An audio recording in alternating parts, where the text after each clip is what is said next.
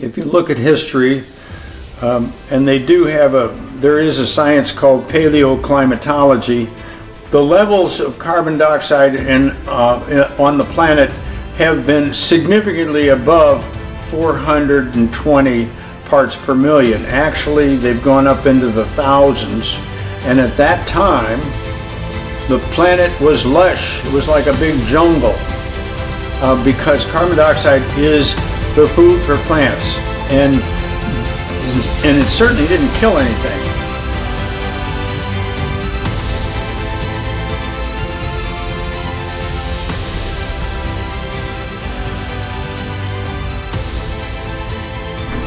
This is Climate Debrief, brought to you by the CO2 Coalition. I'm Angela Wheeler. Today I'll have a conversation with Dr. John Dale Dunn. Dr. Dunn is a board-certified physician with decades of experience practicing as an emergency physician in Brownwood, Texas. Dr. Dunn is also a non-practicing attorney admitted to the bars of multiple states with 35 years of legal experience. For more than 25 years, Dr. Dunn has engaged in rigorous research, scholarship, and advocacy concerning environmental science and policy. His primary areas of focus include human toxicology, epidemiology, scientific evidentiary standards and legal proceedings, research methodology, and ethics. Dr. Dunn's distinctive combination of medical practice, legal training, and long-standing scholarly work in toxicology and epidemiology provides a grounded, evidence-oriented perspective on complex environmental and policy questions. Dr. Dunn, thank you for lending your expertise to our Climate Debrief audience. Today we'll be discussing a presentation you created for Climate Debrief entitled Science Concepts and Methods, Challenging Linear No-Threshold Theory, From Radiation to Climate Policy, a Critique. Dr. Dunn, we're diving into your work on science concepts, linear no-threshold theory, and its surprising links to climate policy. Tell us, how did you get from toxicology to net zero? The linear no-threshold theory developed as a result of research with regards to radiation, which is, everybody knows a little bit about radiation. It's all over us. Cosmic radiation comes from the stars, and the radiation that we're talking about that's important is the kind of radiation that people experience here on the planet. So you get cosmic radiation from the space, but there are other sources of radiation in the soil, in minerals, and obviously the big one is uranium and radium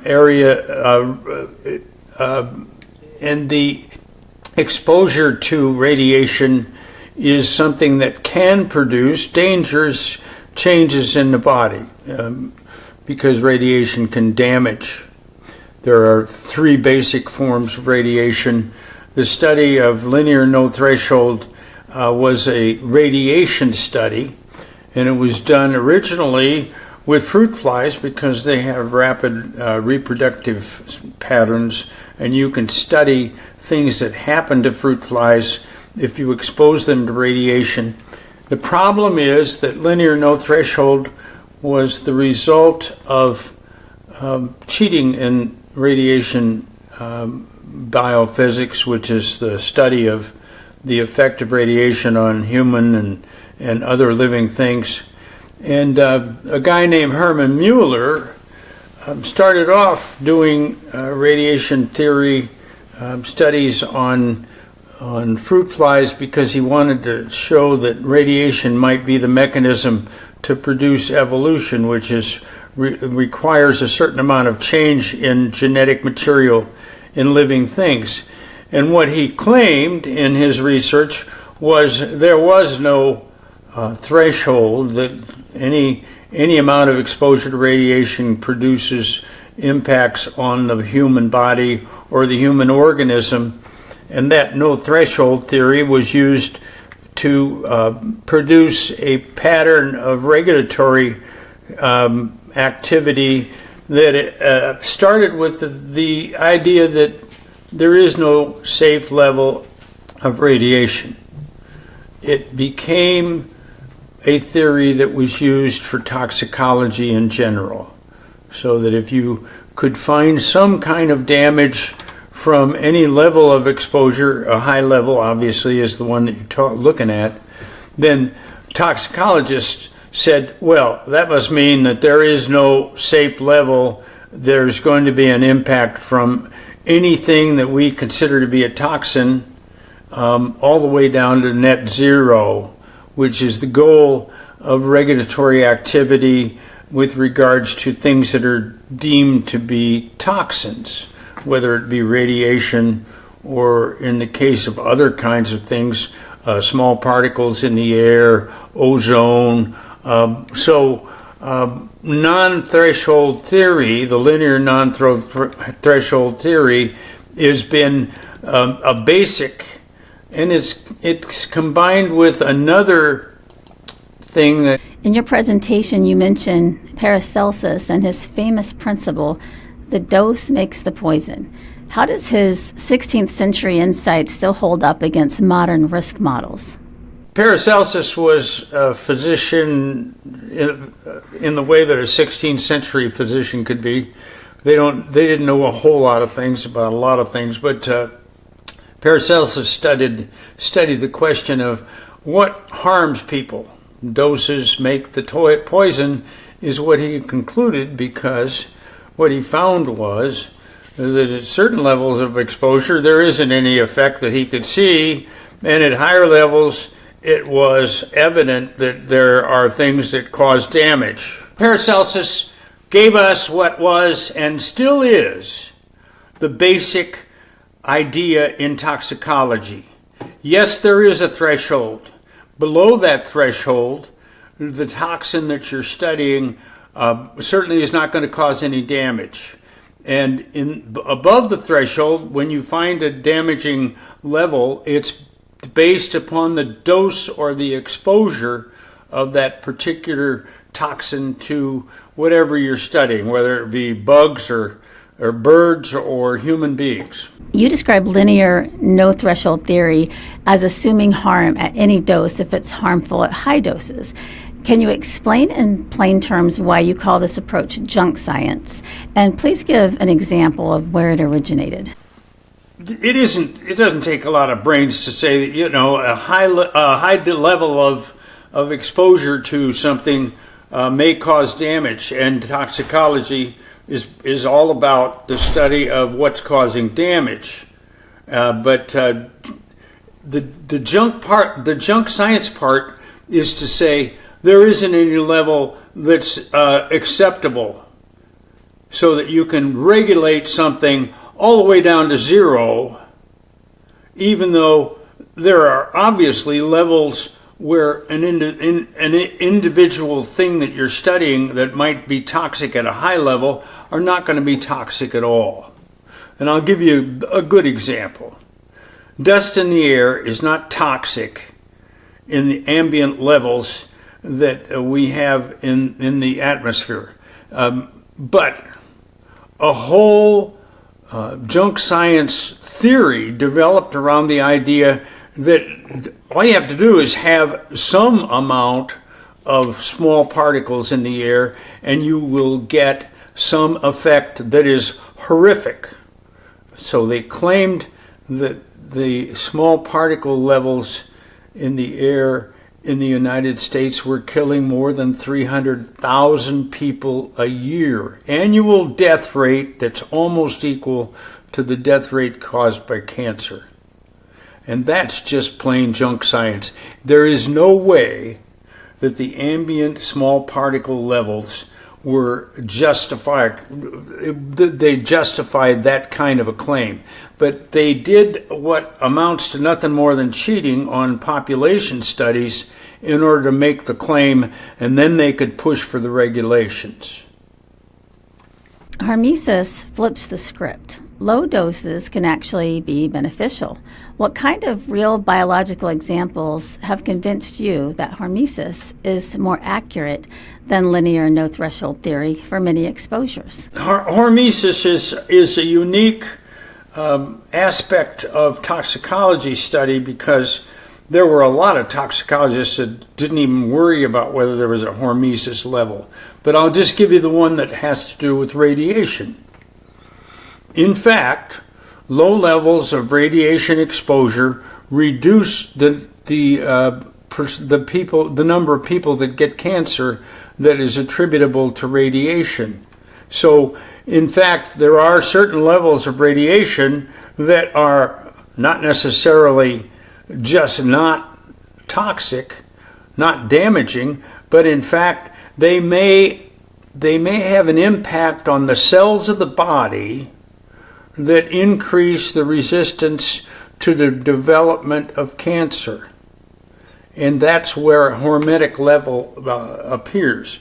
In the case of other toxins, I guess the best way for me to talk about it is in the business of pharmacology, we know that there are levels of drugs that produce good effects, and then there are levels of drugs where they produce bad effects. And the good effects are in the hormetic range, and then at a certain point, they can become essentially harmful. Now, that's the best way for me to explain it to people who don't necessarily think about it in terms of, well, what's the level, what's the dose of a toxin that's toxic? Well, you have to actually individualize it. And I'll give you one example that's sort of it's an exaggerated example, but it's something that you might consider to be a good example.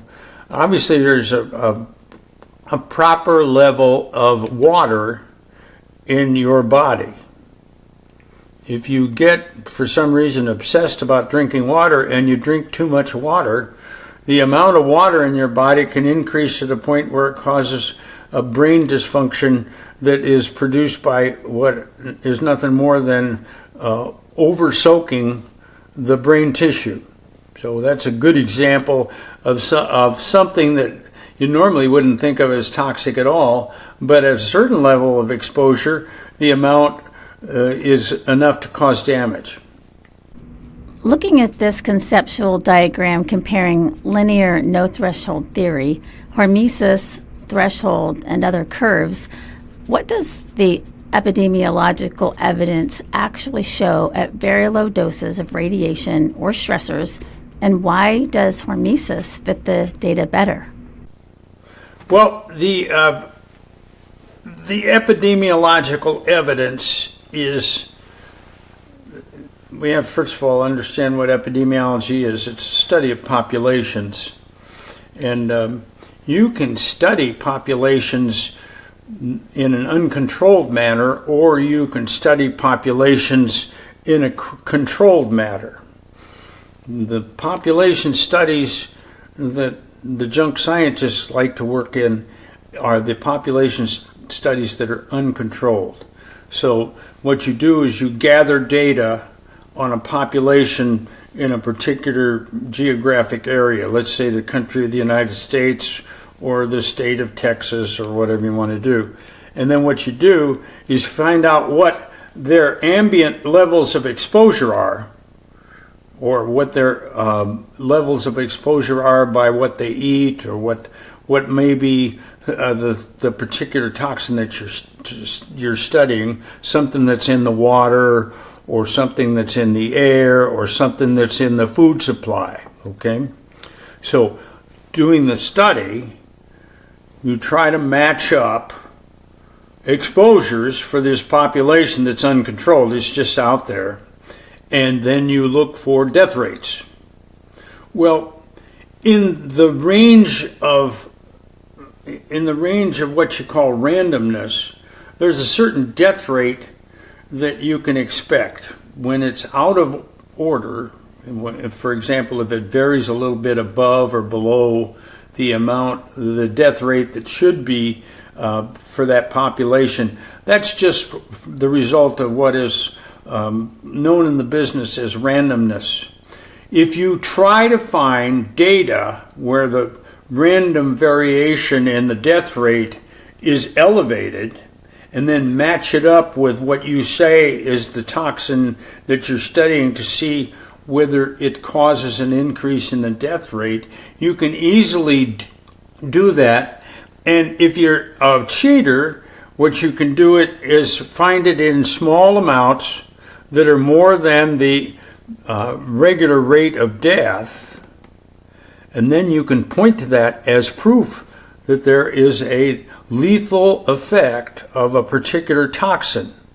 Well, there are some rules about how to do that so that you don't cheat, and we're going to talk about those in a little bit.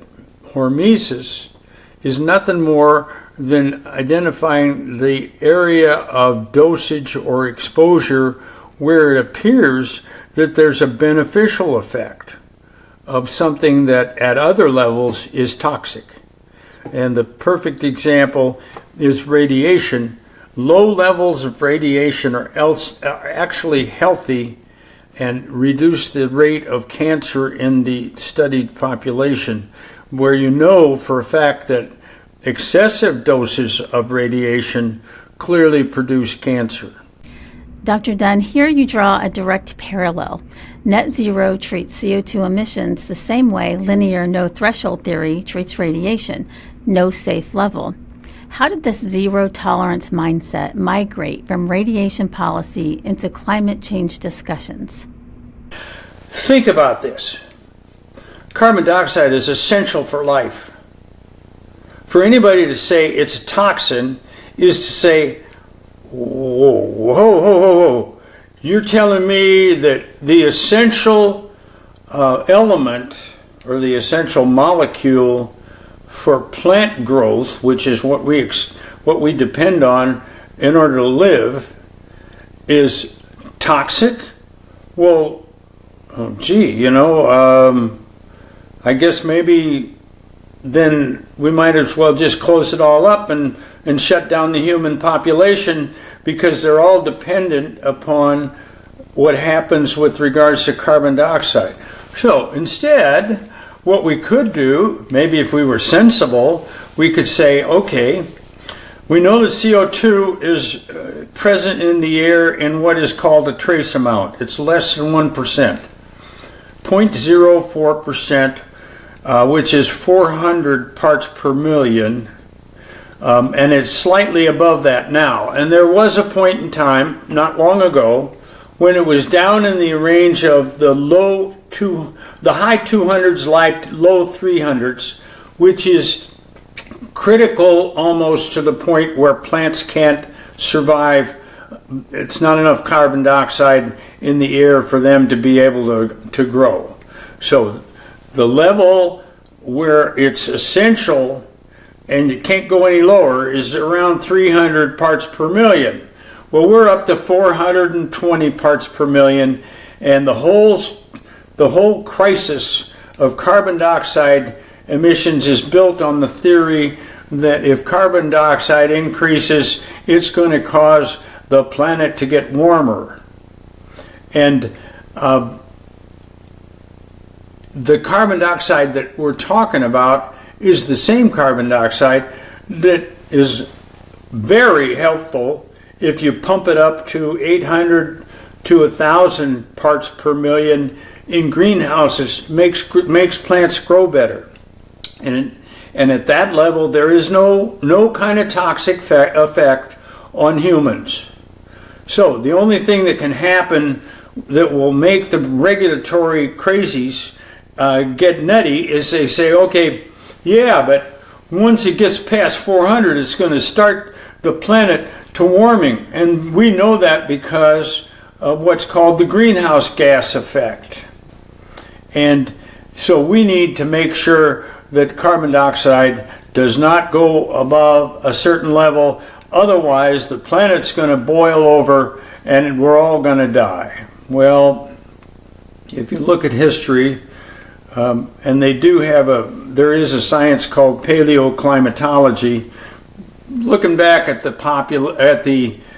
planet, the levels of carbon dioxide on the planet have been significantly above 420 parts per million. Actually, they've gone up into the thousands.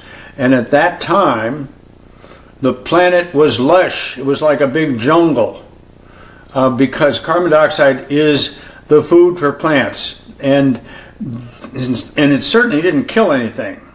Carbon dioxide, the only way that carbon dioxide kills humans in the breathing, in the atmosphere that they breathe, is if it gets above 8,000 parts per million. It starts to crowd out the oxygen. In the atmosphere of the planet, nitrogen, which is an inert gas basically, but it's essential for plant growth. Nitrogen is something that combines with other things to create proteins, and proteins are essentially a part of living things. So nitrogen is present in about 80% of the atmosphere. Oxygen is a little less than 20%, and then there are the rest of the things that are in the air, like argon and carbon dioxide and methane and some of the other gases, are all there in trace amounts. This concludes part 1 of my interview with Dr. John Dale Dunn. We hope you'll join us next week for part 2. Thank you for joining us on Climate Debrief. Executive producer is Angela Wheeler. Producers, Ethan Audie and Scott Wheeler. You can find more episodes of Climate Debrief at co2coalition.org.